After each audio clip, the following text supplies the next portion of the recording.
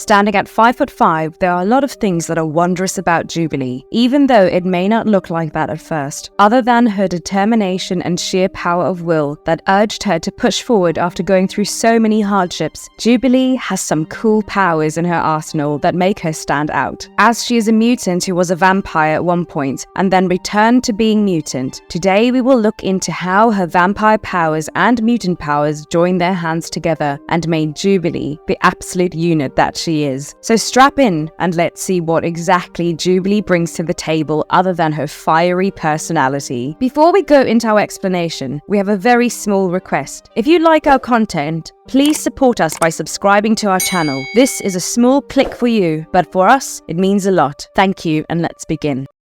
Who is Jubilee? How does she get her mutant power? Jubilation Lee, better known as Jubilee, is one of the longest running X-Men in the team, and eventually she became one of the teachers of Xavier Institute to teach young mutants like herself about what she had learned. But her life was not sailing so smoothly. Jubilee was the first generation immigrant in her family. Her parents had moved from Hong Kong for that American life. They were quite well off because Jubilee was born in Beverly Hills. Now, as we know, the biggest fear of Asian parents is when their kid is a failure, so they were decently strict with Jubilee when she showed a passion for gymnastics. Her parents pushed her forward, and soon that led to her being a really popular gymnast in her elite Beverly Hills school. However, despite what seemed to be on the surface, Jubilee was not so innocent after all. Well, sure, on the surface she was the pride of her family with her gymnastics ability. When she wanted to de-stress, she did so by hanging out at the local mall with her best friend. To make their hangouts a bit more exciting, the two best friends would often commit petty robberies and escape using their rollerblades. One such fateful hangout went quite wrong as Jubilee was almost caught by the mall security. They had chased her into this blind alley. Having nowhere left to run, Jubilee was quite trapped. In her panic, she ended up activating her powers. She emitted a large ball of energy in that blind alley, and that completely disoriented the people who were chasing her. Using this opportunity, Jubilee got away from the mall security. Jubilee did not hide her mutant abilities from her parents. She informed her parents about it, and soon enough, she was able to control her powers quite well. Things were going rather well for her, but it all changed when one night, her parents were killed in a car accident. We later learn that this car accident was not an accident at all. It was a planned murder done by Hunter Braun, who hired criminals Reno and Molokai to carry out this plan. But Jubilee had not known yet about it. As she lost her parents, Jubilee did not have anyone to turn to anymore. She was sent to an orphanage, but that did not help at all. She missed her home, and with nobody waiting for her over there, she decided to go to the next best place, which happened to be the shopping mall. Jubilee hid in the Hollywood shopping mall for the time being and refused to go back. In order to sustain herself, she committed petty thefts, used her powers to do little light shows, and earned herself some spare change. Now, her light shows were not appreciated by the mall security, so to get rid of her, the mall security hired mutant hunters known as the M Squad. The M Squad attacked her with tractor beams, and despite its strong nature, Jubilee was able to hold her own for quite a while, but eventually she was caught. The fight she put up was not a secret and caught the eyes of several shoppers, including Psylocke, Storm, Rogue, and Dazzler. The X-Men rescued Jubilee from the M Squad and took them with her, setting the rebellious young girl on the right path.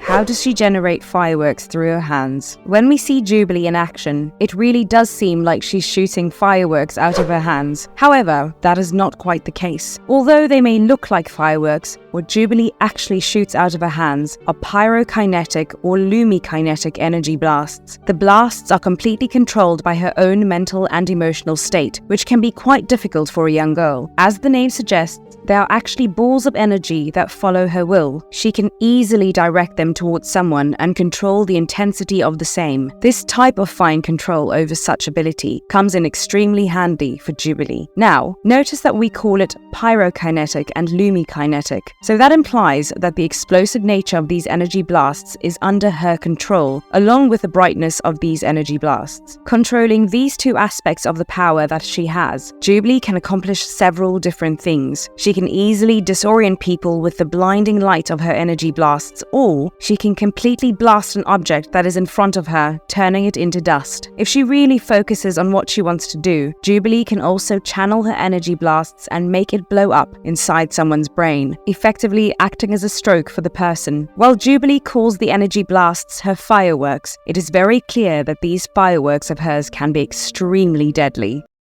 Is Jubilee's mind a telepathic fortress? As Jubilee is the youngest member of the X-Men team, it is very easy to underestimate her. She was a chaotic, rebellious young girl when she joined the team, but there were things that she could do that even her seniors could not do. When you look at the X-Men universe, more often than not, there is some crazy telepath who rises to power and tries to turn everyone into their mindless zombie. Or there's some villainous mutant who wants to get their grimy little hands on Cerebro and use it to affect all mutants. Or there are humans who want to telepathically torture mutants, and so on and so forth. There is a lot of telepathic torture done on the mutants, and when it comes to Jubilee, she won't fall victim to those. Owing to her psychic shields, Jubilee is able to mask her mind completely from any telepath, unless the telepath knows exactly what they have to look for. If they do not, then every time they try to grab onto Jubilee's mind, it would slip out.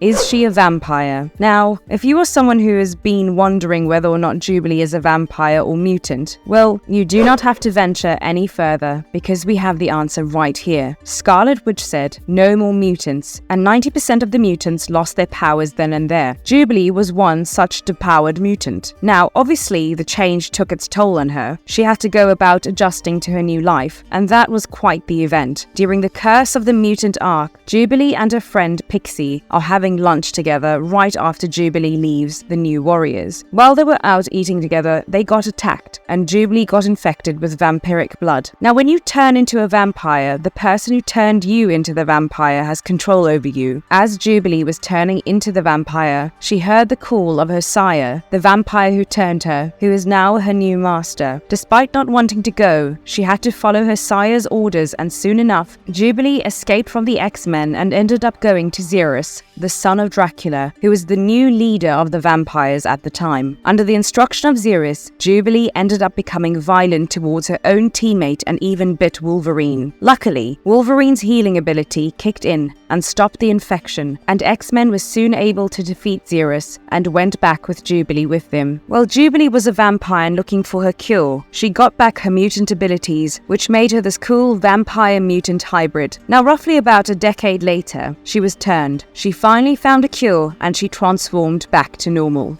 Is Jubilee's atomic blast capable of reshaping reality? Look at Jubilee's powers. It is not a secret that if Jubilee puts her mind to it, she can easily create a huge energy blast. But how big exactly can she go? Well, one mutant had an answer to that, and of course, it was Emma Frost herself. Emma has a very business-like mentality, so when she says something, chances are she has thought about it quite a bit. Emma Frost was the first one to point out that if she wanted, Jubilee could detonate any matter at any subatomic level. Now that means that, in a way, Jubilee could easily create an atomic bomb according to her will. If this was detonated on Earth, Jubilee would eventually end up completely reshaping the reality as we know it. While this power sounds amazing in theory, when we see it in action, it is so much cooler. We see Jubilee using this power while she is on the Collector's ship in space. Given that the space gave her a big enough arena, Jubilee was willing to try out her new cool power without even having anything holding her back. The use of this power turned her translucent immediately, except for her skeleton, of course. The whole image of a skeleton surrounded by glowing light is inherently a scary visual. Once she detonated the atomic blast, the flash that it caused was so bright that it was seen all the way from Earth. After using this move, Jubilee had to be rescued by magic. The explosion had understandably exhausted her, and for some reason, wiped out all of her hair and clothes.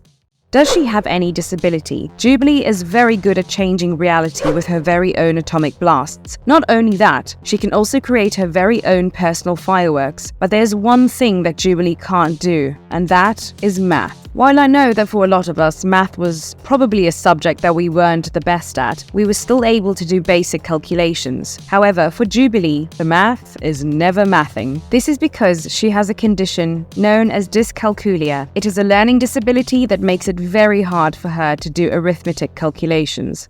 Can she fly? Now, when I say that Jubilee can fly, you would imagine her using her pyrokinetic abilities to fly. I mean, it would not be far-fetched to imagine that. She could maybe focus on energy blasts right under her feet and use that to fly around wherever she wants. But sadly, that is not something we ever get to see in Jubilee's fair share of adventures. However, that does not mean that Jubilee cannot fly. In fact, she can fly quite well. She can reach up to great speeds like 100 miles per hour without having any issues with her breathing, and it is assumed that she can even reach higher speeds because the limitations when it comes to her flying are unknown. When she flies, this is not because of her having flight-related powers though. This is mostly because of her costume. Her suit has some anti-gravity techs that were built by Wizard. These additions play a crucial role when it comes to Jubilee flying, and we are hopeful that eventually she will get a few more upgrades that will help her incorporate her own powers while flying as well.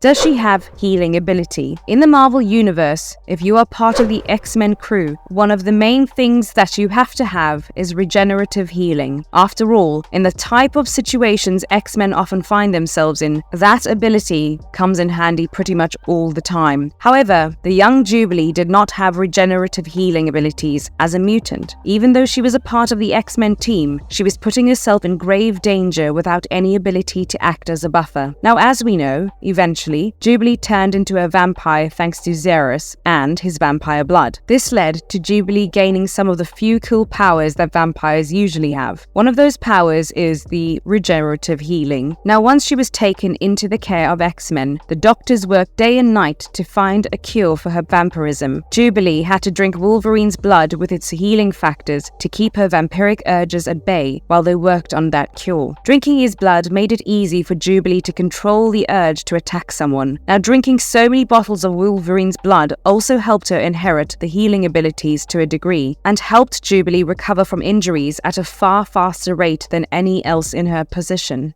How does she lose her power? When the M-Day event happened, a lot of mutants lost their powers, and understandably, it was like a huge part of them that was always there with them since childhood was suddenly no longer there. This change was extremely hard on a lot of mutants, and Jubilee was one of them. She had a really hard time coping with the loss of her mutant powers, but at the end of the day, she was still very much invested in the affairs of her mutant brethren, and she used her page, useyourvoice.org, to talk about mutant affairs and be known as a pro-mutant activist. This led to her being invited to an interview with a reporter called Sally Floyd, where she talked about her loss of powers as a mutant. Soon after this interview, Jubilee was seen working at a house where deep-powered mutants were residing. Now, one of her housemates was Maverick, the mutant soldier who was now depowered, just like the rest of them. When Wolverine came searching for Maverick, it was very surprising for him to find his long-time sidekick there. Before Jubilee and Wolverine could catch up on their lives, Omega Red, a mutant with superhuman strength, showed up and wanted to attack the depowered mutants. Wolverine tried his best to keep Omega Red busy, while Jubilee and Maverick worked together to get others away from there. However, Omega Red overpowered Wolverine and knocked him out for a while. By the time Wolverine woke up, Maverick was injured and Jubilee was nowhere to be seen. When Wolverine found her, it was too late. The building where Omega Red was holding Jubilee captive was blown to bits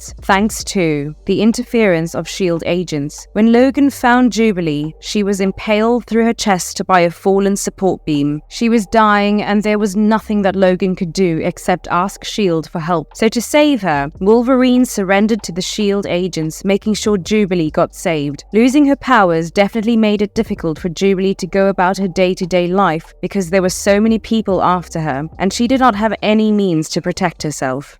Can she truly transform into mist? Jubilee has quite a few cool powers, and one such cool power is ability to form a mist. Now, what is this mist form? Well, as the name suggests, Jubilee is able to break away from her human form and turn into this misty apparition of herself. Think of the Patronus forms from the Harry Potter series. By using this form, Jubilee is easily able to avoid getting hit by any sort of weapon, sneak around without getting caught, and travel through vast distances senses without any issues. At first, she did not have control over this, but once she did, it was a good power to have in her arsenal. Now, there is no particular reason why she has this power. Like Emma Frost said, Jubilee's mist form could be due to many reasons. It could be because of her vampire powers, could be one of her mutant powers that took a while to come through, could be because she drank so many bottles of Wolverine's blood, or could be because she is simply that special. If you ask for my opinion, I would say it's because she is that special.